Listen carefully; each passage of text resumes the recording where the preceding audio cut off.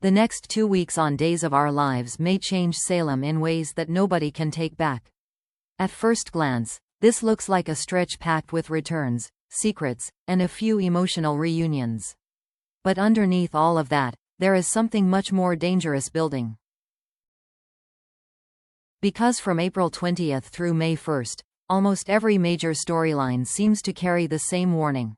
The truth is getting closer, and once it comes out, the damage may be impossible to contain. So let's break it all down, because these next 2 weeks may not just deliver drama. They may redraw the emotional map of Salem completely.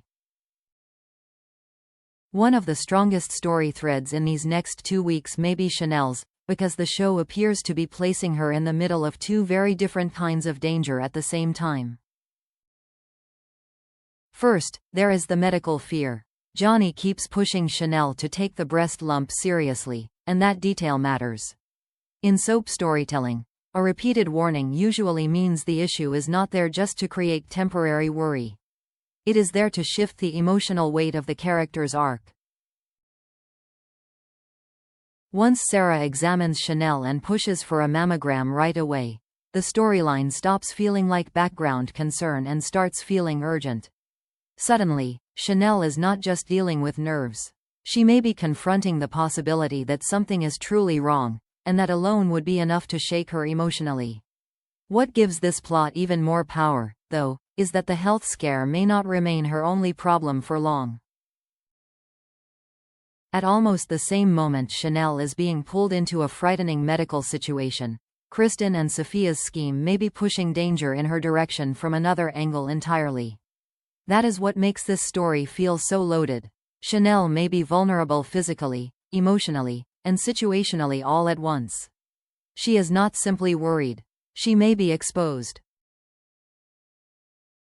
And if Sophia's move against Johnny goes sideways, Chanel feels like exactly the kind of tragic unintended target this show loves to use when it wants maximum fallout. That outcome would not just create shock. It would instantly merge multiple storylines into one crisis. Johnny would be crushed by guilt. Lonnie's return would be overshadowed by fear. And Kristen's revenge plot would stop looking clever or controlled. It would become reckless, ugly, and much harder to contain. That is why Chanel may quietly be the key figure in this entire stretch. Her story is carrying emotional dread, medical suspense, and the threat of disaster all at once, and that combination makes her arc feel especially dangerous. Lonnie's return should, in theory, bring warmth back into the canvas. Her connection with Chanel gives the show a chance to tap into history, family loyalty, and the kind of emotional familiarity longtime viewers always respond to. But this timing feels far too deliberate to be that simple. The moment a character like Lonnie comes back just as Chanel's life may be heading toward a crisis, the return stops being purely sentimental. It starts to look strategic. The show may be setting Lonnie up not just for a reunion, but for an emotional collision. That shift matters because Lonnie works best when she is grounded in love, but pushed by something personal. If Chanel ends up in danger right after Lonnie reconnects with her, then the audience does not just watch Lonnie return. They watch her return straight into pain. That gives her immediate dramatic purpose. And then there is Kristen. The spoilers suggest Lonnie and Kristen will share scenes before the bigger tension explodes, and that detail may end up being more important than it seems. If the show allows even a brief sense of ease between them before the truth comes out, then the betrayal lands harder. Lonnie would not just be reacting to a crime. She would be reacting to someone she had just faced, spoken to, maybe even trusted for a moment. That kind of betrayal has a different emotional temperature. It is no longer just anger. It becomes personal outrage. So Lonnie's return may open with heart, but it may not stay there for long. If Chanel becomes the victim of Kristen's larger agenda, Lonnie could transform from returning sister into one of the fiercest opponents Kristen has ever had. And that kind of shift could give the next phase of the story a much sharper edge. Kristen has crossed lines before, but this time the tone feels different. What stands out in these spoilers is not just that she wants revenge. It is how quickly she seems ready to escalate. Wanting Johnny punished is one thing. Pushing for immediate action is something else entirely. That urgency suggests Kristen is no longer interested in pressure, manipulation, or fear tactics alone.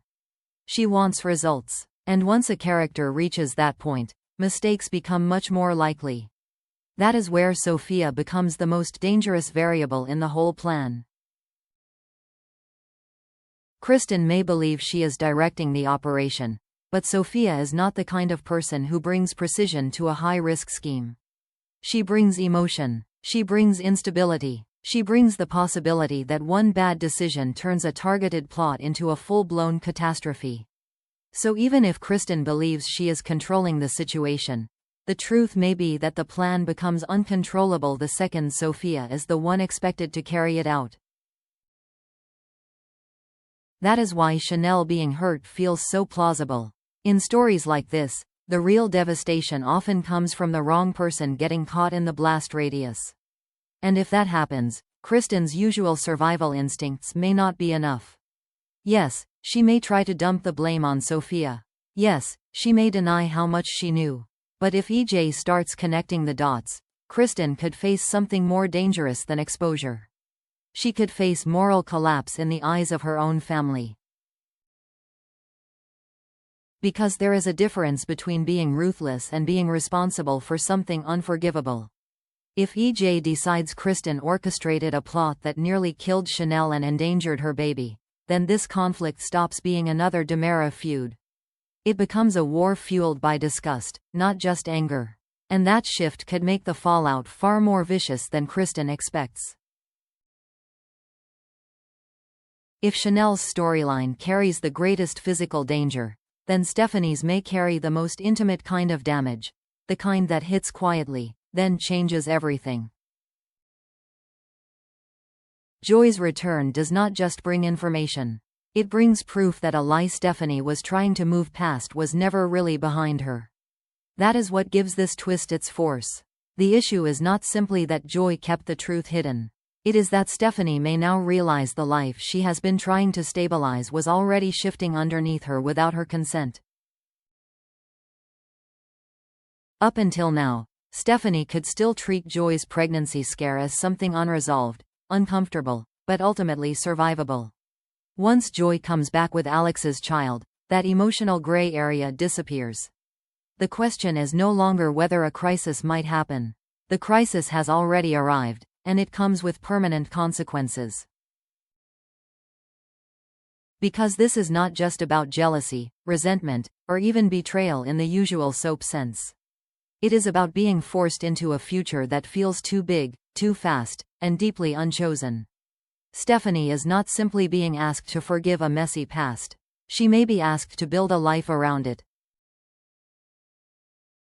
An infant changes routines, priorities, emotional boundaries, and the shape of a marriage itself. For someone who has already shown hesitation about motherhood, that is not a minor complication. It is an identity-level challenge. And that is why this twist could hit harder than expected.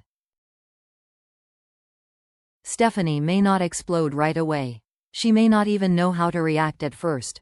But that restraint could make the storyline stronger, not weaker. Sometimes the most devastating shift is the moment someone realizes they cannot fit themselves into the future standing in front of them. If that is where this is heading, then Joy's return may not destroy Stephanie and Alex in one dramatic blast. It may do something more lasting, expose a fracture that love alone may not be able to repair.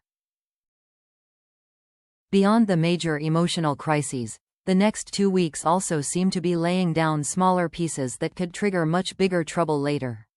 And on days of our lives, those quieter setups are often the ones that end up mattering most. Theo's journal may be one of the most dangerous examples of that.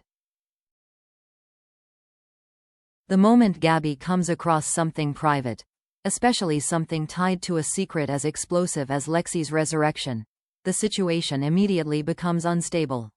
Not because Gabby always intends to cause damage, but because she is rarely the kind of character who can ignore information once she has it.